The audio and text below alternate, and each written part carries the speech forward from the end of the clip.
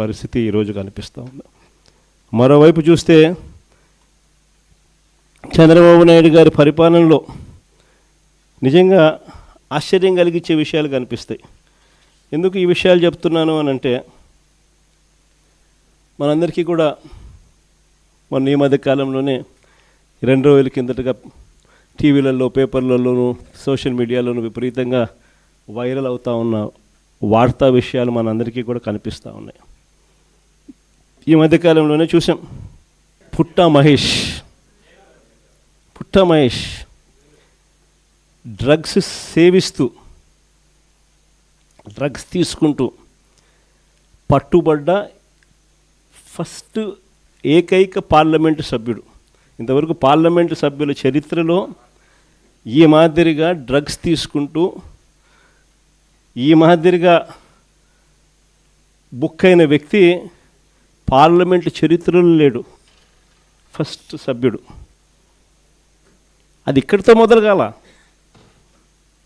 ఆశ్చర్యం ఏమిటో తెలుసా? అది చంద్రబాబు నాయుడు గారి ఆయన అనుసరించే వైఖరి నుంచి మొదలవుంది. మహేష్తో మొదలై పుట్టా మహేష్తో ఆగిపోలా. దీనికి ముందు ఎన్నెన్ని జరిగినాయి, ఎలా జరిగినాయి, చంద్రబాబు నాయుడు గారు వ్యవహరించిన తీరు ఎలా ఉంది, యాక్షన్ తీసుకోవాల్సిన సమయంలో ఆయన యాక్షన్ తీసుకుంటున్నాడా, ఒక పాలకుడు, ఒక నాయకుడుకు ఉండాల్సిన గుణాలు చంద్రబాబు నాయుడులో ఉన్నాయా అని ఒక్కసారి వెనక్కి తిరిగి చూస్తే ప్రతి అడుగులోనూ కూడా మనకు కనిపించేది ఏమిటి అని అంటే, చంద్రబాబు నాయుడు గారిలో ఈ గుణాలు ఎక్కడా కూడా కనిపించలేదు. కాబట్టే విచ్చలవిడిగా జరుగుతూ ఉన్నాయి ఇవన్నీ కూడా. మన కళ్ళ ఎదుటనే రైల్వే కోడూరు ఎమ్మెల్యే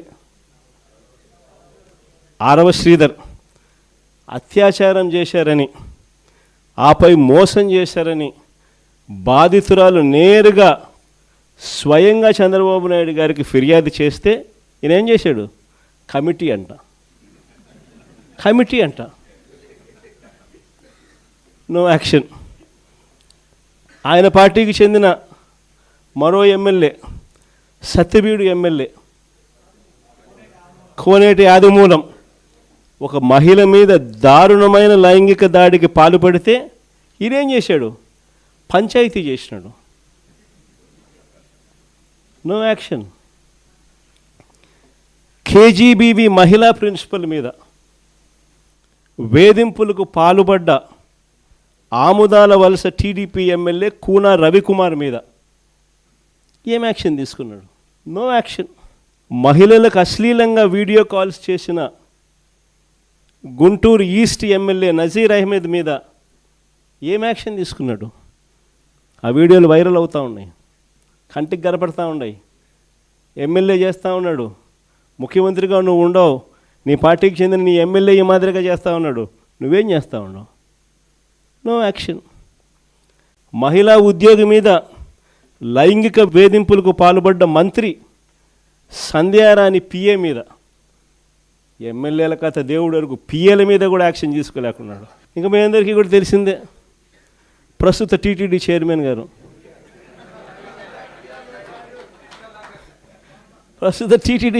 గారు ఆయననైతే ఒక మహిళను మోసం చేసి వీడియోతో, ఫోటోలతో అడ్డంగా దొరికిపోయినా కూడా నో యాక్షన్. కొద్ది రోజుల కింద ఈ పుట్టా మహేష్ ఇన్సిడెంట్ కన్నా ఇంకా కొద్ది రోజుల ముందు ఆదినారాయణ రెడ్డి అని ఇంకొక ఎమ్మెల్యే, ఆదినారాయణ రెడ్డి కొడుకు ఇదే డ్రగ్స్ తీసుకుంటూ తాను కూడా హైదరాబాద్లో పట్టుబడితే ఏం జరిగింది? No action. అంతెందుకు, అసలు ఈ మనుషులకు ఇలాంటి భావన ఉంది కాబట్టే ఇవన్నీ జరుగుతూ ఉన్నాయి. ఇలాంటి చంద్రబాబు నాయుడు గారి సొంత పుత్రుడు వీడియోలు అవి కూడా వైరల్ అవుతూ ఉన్నాయి.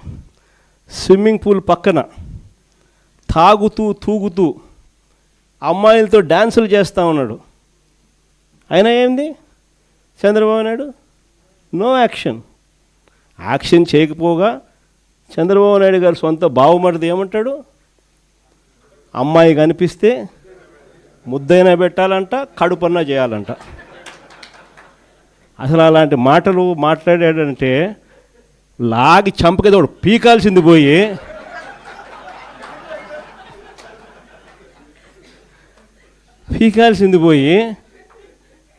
హహహహ నవ్వుతారు.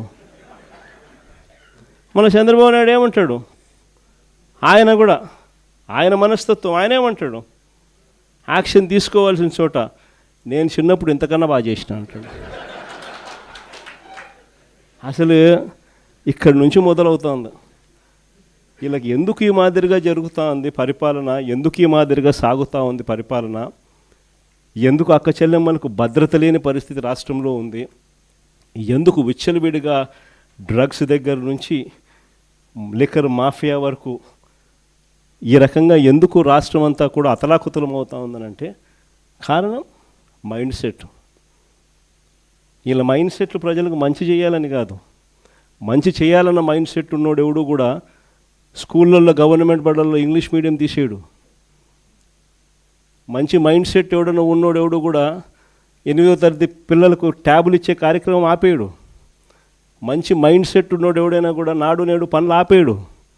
మంచి మైండ్ సెట్ ఉన్నోడు ఎవడైనా కూడా పిల్లలకు 3వ తరగతి నుంచి టోఫుల్ చెప్పే కార్యక్రమానికి ఎవడు ఆపేయడు. 3వ తరగతి నుంచి సబ్జెక్ట్ టీచర్లు పెట్టి పిల్లలకు మంచిగా చదివించాలి, గొప్పగా చదివించాలన్న ఆలోచనను తీసేయడు. వీళ్ళ మైండ్ సెట్ సరిగ్గా లేదు కాబట్టి ఇవన్నీ కూడా ఆగిపోయాయి. వీళ్ళ మైండ్ సెట్ సరిగ్గా లేదు కాబట్టి రైతులకు ఈరోజు ఏ ఒక్కరికి కూడా గిట్టుబాటు ధరలు రాని పరిస్థితి.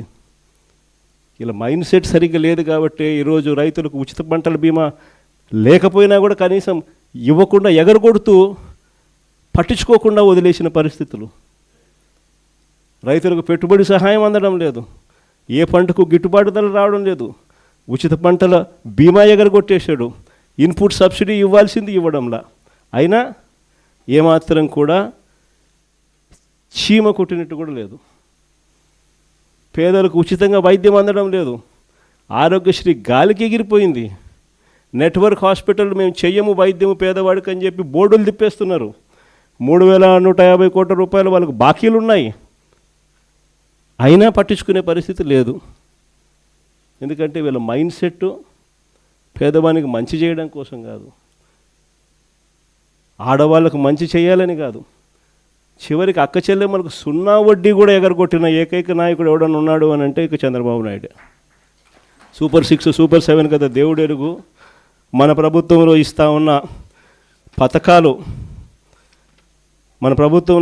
ఉన్న పథకాలు అసలు ఆలోచన చేస్తేనే ఆ పథకాలు చేయూత కనపడ్డంలా, ఆసరా కనపడ్డంలా, 0 వడ్డీ కనపడ్డంలా, కాపు నేస్తం కనపడ్డంలా, ఈబీసీ నేస్తం కనపడ్డంలా, జగనన్న తోడు కనపడ్డంలా, జగనన్న చేదోడు కనపడ్డంలా, నేతన్న నేస్తం కనపడ్డంలా, వాహన మిత్ర కనపడ్డంలా. ఇల్లు కూడా సైతం మనం చివరికి 31 లక్ష ఇళ్ళ పట్టాలు ఇచ్చి 21 లక్ష ఇళ్ళు శాంక్షన్ చేయించి 10 లక్షల ఇళ్ళు పూర్తి చేసి మిగిలిన ఇళ్ళన్నీ కూడా వివిధ దశల్లో తీసుకొని వచ్చి వేగంగా నడుపుతా ఉన్న ఇల్లు కూడా కన్స్ట్రక్షన్ కూడా ఆగిపోయిన పరిస్థితి. వీళ్ళకి ఎవ్వరికీ కూడా పాలన మీద ధ్యాసలా, కేవలం దోచుకో పంచుకో తినుకో. అందుకనే ఈ వ్యవస్థ అంతా ఇట్లా తయారైపోయింది. ఈరోజు వైఎస్ఆర్ కాంగ్రెస్ పార్టీకి సంబంధించిన ప్రతి కార్యకర్త కూడా ప్రజలకు తోడుగా నిలబడుతూ అడుగులు ముందుకు వేయాల్సిన సమయం వచ్చింది. అడుగులు ముందుకు వేయమని చెప్పి మనందరినీ కూడా గట్టిగా కోరుతా ఉన్నాం.